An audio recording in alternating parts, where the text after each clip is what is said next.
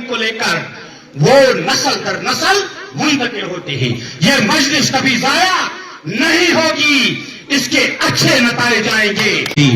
Principal صاحبان و دیگر یہاں کے اساتذہ کرام اور یہاں کے باشعور و باغیور لوگ سبھی کو میرا آداب و سلام قبول ہو. چونکہ وقت کی قدر لگائی گئی ہے, میرے لیے یہی بدقسمتی کی بات ہے.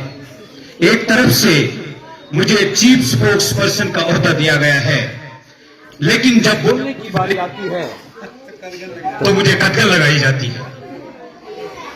اب اس میں شعر بھی تھا لیکن ٹائم نہیں ہے. اب میں کہوں گا آپ سے کہ میرے من میں بھی سوال تھا کہ کون ہیں وہ لوگ جو اس تعلیم کے میدان میں بحثیت وارث بنیں گے, وارثین کا کام کریں گے. اور آج I am telling to you with proud کہ بھلے سر کی سرزمین کو میں سلام پیش کرتا ہوں, خاص کر جماعت علی آغا صاحب کو اور اسحاق رشید صاحب کو اور جعفر ماجری صاحب کو, جنہوں نے اس مجلس کو منعقد کیا. اور چار سوال یہ تھا کہ ہمیں لیگیسی آف لرننگ کو لے کر جو بنیادی سطح پہ کام کرنا ہے, جو کام کرنے والے چھوڑ گئے چلے گئے. ایک مثال آپ کے سامنے رکھوں گا. تھامس ایلوا ایڈیسن نے ہزاروں سال کام کیا اور ایک بلب کو ایجاد کیا.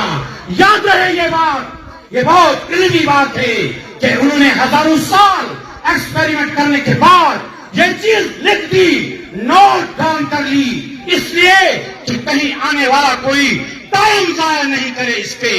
یہ بات نسل در نسل چلتی ہے.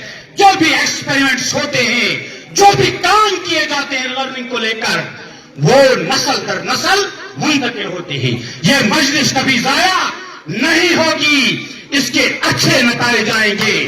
میں تمام کو, مجھے بڑی خوشی ہوئی, پلیز اب مجھے شکریہ.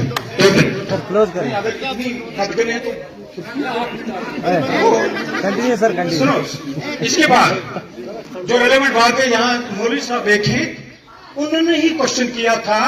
دیکھو, پڑھا لکھا ہونا اور ہے, عاقل ہونا اور ہے. پڑھتے سب ہیں لیکن عقل سے کام لینے والے بہت کم ہیں.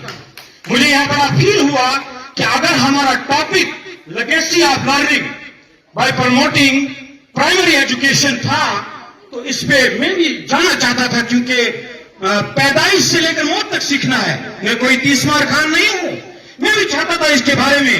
ٹاپک بہت مجھے اچھا لگا تھا, میں چاہتا تھا سیکھنا, لیکن بہرحال کیا ہوا کیا نہیں ہوا مجھے سب قبول ہے.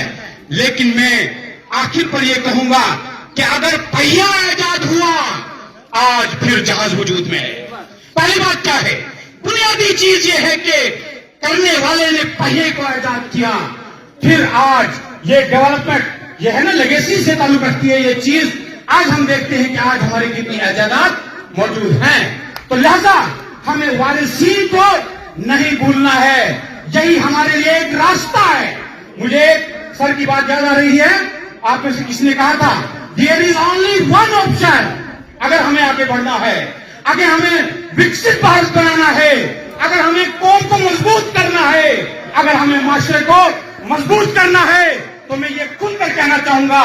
اس کے لیے اسحاق رشید صاحب کو میں کہوں گا کہ ٹیچر کا ہی رول رہنا چاہیے. ٹیچر ہی ایک ہستی ہے جو اس تمام معاشرے کو بدل سکتی ہے, جو انقلاب لا سکتی ہے اور ہمارے ملک کو ان ترقی پذیر ملکوں میں پہنچا سکتی ہے جس کا ہم سب کو خواب ہے. لہذا آخر پر میں ان اشعار کے ساتھ رخصت چاہوں گا جو میں مولوی صاحب کو جواب دینا چاہتا ہوں.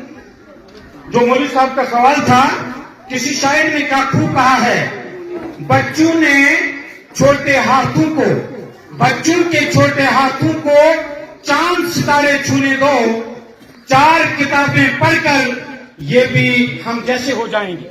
یہ بڑی غور طلب بات ہے. وہ تھے محروم تعلیم سے مگر مجھ کو پڑھایا ہے. یہ کس کی طرف اشارہ ہے؟ ٹیچر, وارثین کی طرف سے. جن کا نتیجہ میں ہوں، آپ ہیں.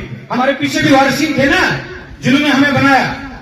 وہ تھے محروم تعلیم سے مگر مجھ کو پڑھایا ہے. پسینہ